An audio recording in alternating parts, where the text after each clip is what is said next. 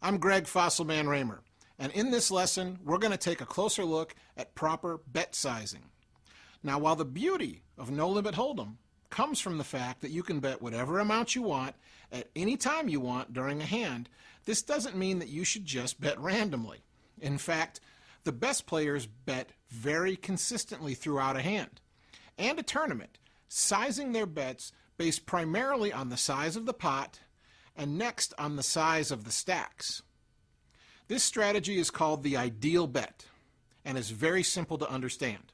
In each pot, an ideal bet should be between about a half and 2/3 of the pot.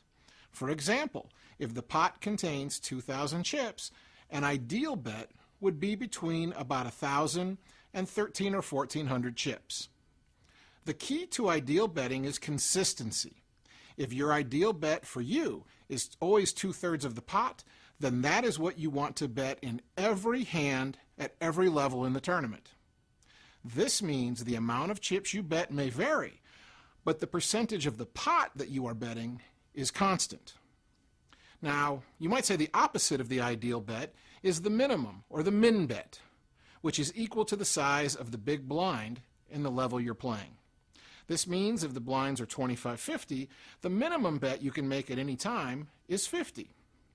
But if 5 people have limped into the pot at 25-50 blinds, a min bet would mean you're betting 50 into a pot that already has 250, and you're now giving your opponent 6-to-1 pot odds to call, which means they can call with almost any 2 cards.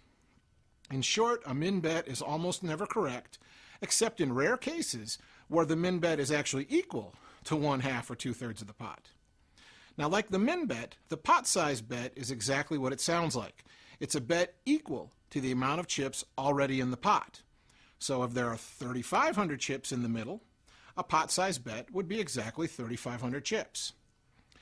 While a pot size bet isn't typically correct, it can be a very effective tool to put maximum pressure on an opponent without having to move all in with all your chips. Sometimes, trickier players will even use this as a move to confuse unsuspecting opponents when they've hit a monster hand on the flop. Finally, there's the all-in bet.